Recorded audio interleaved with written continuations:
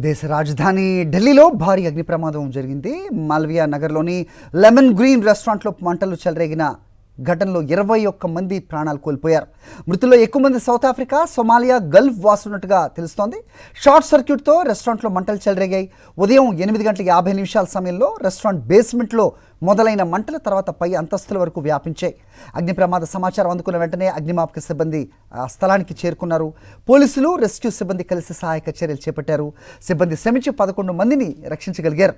అగ్ని ప్రమాదం మొదలైన బేస్మెంట్లో చిక్కున్న 3 గాయాలయ్యాయి. వారిని స్థానిక హాస్పిటల్లో చేర్పించారు.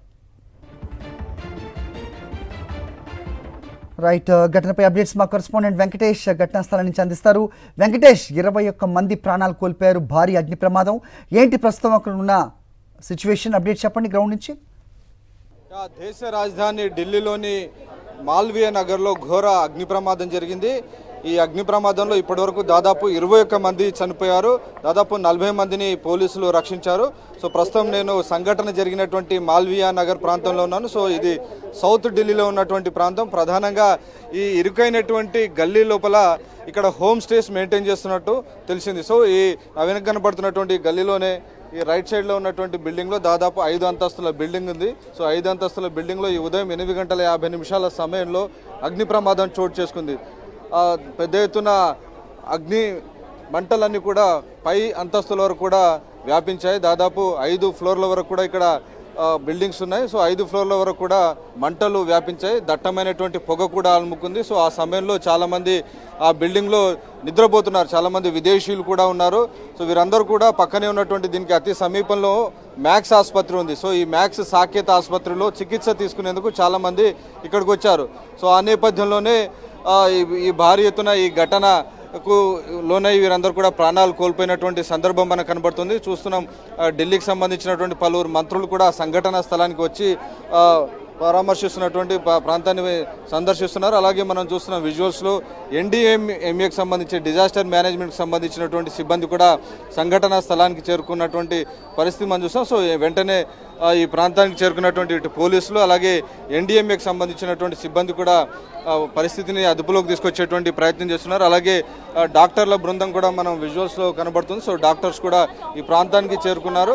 సో ఎవరైతే ఈ ప్రాంతంలో ఈ ఘటనలో చిక్కున్నారో వారు దాదాపు 40 మందిని రక్షించారు. సో రక్షించినటువంటి వారందరికీ కూడా చికిత్స అందజేసి సమీప ఆసుపత్రిలో చేరుస్తున్నటువంటి సందర్భం మనం చూస్తాం. సో చాలా నేరో ఏరియాలో జరిగినటువంటి ఘటన. సో లోపల వరకు కనీసం ఫైర్ టెండర్స్ కూడా వెళ్ళలేనటువంటి నేరో గల్లీస్ ఉన్నాయి. సో ఈ గల్లీలో ఇంత పెద్ద అగ్ని ప్రమాదం జరిగింది. అసలు ఇక్కడ ఎవరు దీనికి అనుమతించారనేది ఇప్పుడు ఒక పెద్ద ప్రశ్నార్థకంగా మారినటువంటి సందర్భం మనం చూస్తున్నాం. సో క్లియర్గా వయలేషన్ అయితే మనకు కనబడుతుంది. సో ఫైర్ సేఫ్టీ నిబంధనలు పాటించని కారణంగానే ఇంత భారీ ఘటన జరిగినటువంటి సందర్భం మనం చూస్తున్నాం.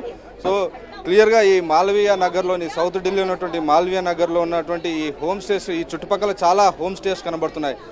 ఇళ్ళ రెసిడెన్షియల్ పేరుతో వీటిని తీసుకొని ఆ తర్వాత వాటిని హోటల్స్గా కన్వర్ట్ చేస్తున్నటువంటి సందర్భం మనకు కనబడుతుంది. సో కింద ఒక రెస్టారెంట్ మెయింటైన్ చేస్తున్నారు. సో రెస్టారెంట్లో ముందుగా మంటలు అంటుకొని అవి పై వరకు కూడా వ్యాపించడంతో ఆ సమయంలో నిద్రిస్తున్నటువంటి వారందరూ కూడా ఆ నిద్రలోనే ప్రాణాలు వదిలినటువంటి పరిస్థితి. సో పూర్తిగా సఫకేషన్కు లోనై ఇంత భారీ ఎత్తున ఇన్సిడెంట్ జరిగింది.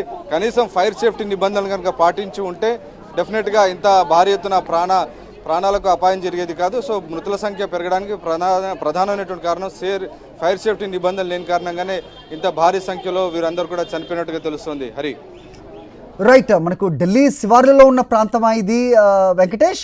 అంటే పర్మిషన్స్ లేకుండా లేదంటే నిబంధనలకు విరుద్ధంగా నడుపుతున్నారంటున్నారు. సో ఇది లెమన్ గ్రీన్ అనే రెస్టారెంట్గా చెప్తున్నారు.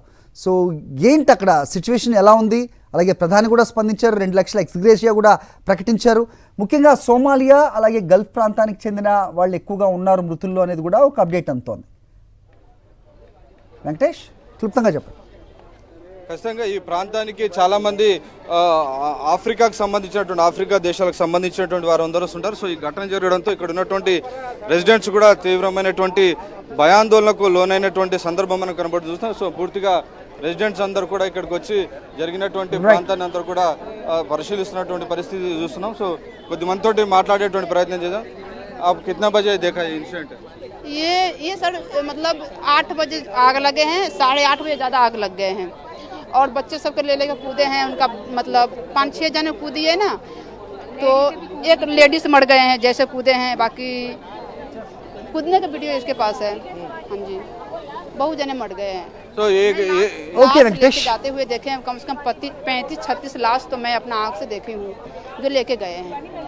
हाँ, ज़्यादा करके लोग हफ्सी नहीं होते, वो लोग थे, और अंग्रेजन 2-4 थे, 19 साल के लड़का, ऐसे जवान सब 33 के। हाँ, సో ప్రాణాలు రక్షించుకునేందుకు కొద్దిమంది బిల్డింగ్ పైనుంచి కూడా దూకారని చెప్పి మనకు ప్రత్యక్ష సాక్షులు చెప్తున్నారు. సో చాలా ఇరుకైనటువంటి గల్లీలో ఉండడం వల్ల వాళ్ళు ప్రాణాలతో ప్రమాదం నుంచి తప్పించుకునేందుకు కూడా అవకాశం లేకుండా పోయింది. పైనుంచి దూకడం వల్ల కూడా కొద్దిమంది చనిపోయారని ప్రత్యక్ష సాక్షులు చెప్తున్నారు. హరి.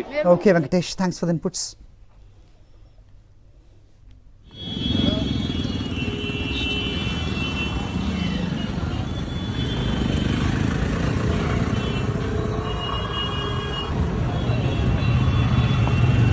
మరిన్ని అప్డేట్స్ కోసం ఛానల్ను సబ్స్క్రైబ్ చేయండి. నోటిఫికేషన్స్ కోసం బెల్ ఐకాన్ పై క్లిక్ చేయండి.